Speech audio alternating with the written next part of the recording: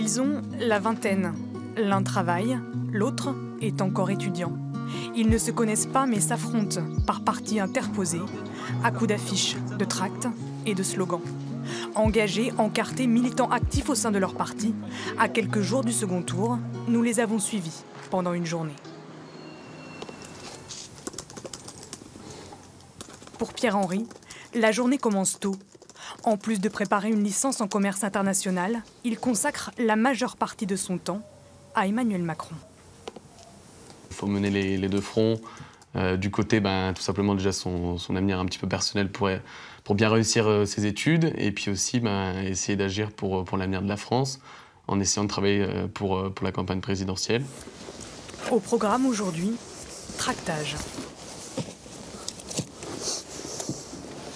Ça permet déjà tout simplement de faire connaître le projet d'Emmanuel Macron. Et puis là, du coup, dans l'immédiat, de convaincre aussi tous les indécis ou toutes les autres personnes qui auraient éventuellement voté pour d'autres candidats. Dans l'Allier, Nicolas aussi est sur le départ. À peine sorti du restaurant dans lequel il travaille, une deuxième journée commence pour lui, celle de militant du Front National. Opération collage, aider d'autres partisans. Là, c'est la ligne droite, et on a envie de plus afficher encore. Limite, pas aller au boulot et afficher, mais il faut aller au boulot quand même. Depuis le premier tour, le rythme s'accélère. Quelques jours pour convaincre le plus de monde possible. Bon, Marine. Merci. Ah oui, je garde. Ah, très bien, madame. Tenez, madame. Bon, très bien. Oui, monsieur. Non, merci. Non.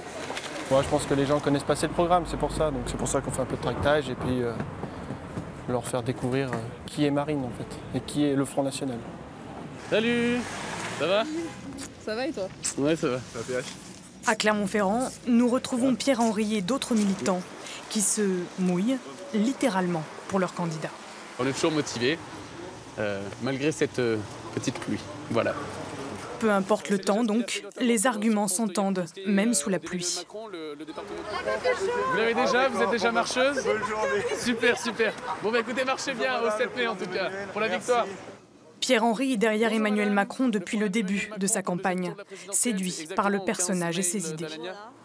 Moi, ce qui m'a aussi beaucoup plu, en fait, c'est sa vision de l'Europe, parce que je suis vraiment pro-européiste. Je pense vraiment que l'Europe est une chance, contrairement à ce que les extrêmes essaient de nous faire penser. Et surtout aussi sa mesure internationale. Pour moi, c'est vraiment un minimum qu'un représentant politique parle anglais. Emmanuel Macron est quand même le seul à avoir un niveau d'anglais courant. À Vichy, Nicolas refait le plein dans les locaux du Front National. Il y en a, ils font vite. Hein.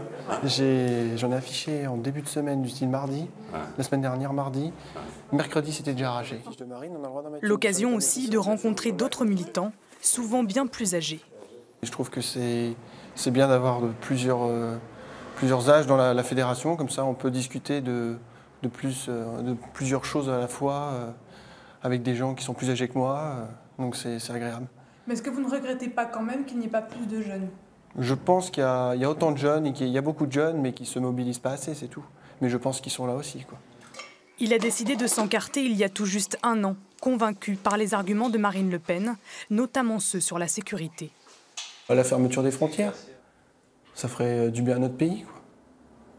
Pour quelle raison? Pour quelle raison? Pour la raison de tout ce qui est attentat, tout ce qui est terrorisme, tout ça. Donc faire un peu de chamboule tout dans le pays, quoi. À Clermont, pour Pierre-Henri, Emmanuel Macron n'est jamais bien loin, même pendant les repas. Je ne suis pas non plus une groupie ni un fan, je reste un militant, je reste évidemment critique envers mon candidat à la présidentielle parce que déjà, d'une, ça montre que j'ai toujours quand même ma conscience et mon esprit critique en marche, comme tous mes camarades autour de la table. Une jeunesse qu'ils partagent, deux visions qui les opposent, deux France, mais un point commun, leur engagement sans faille.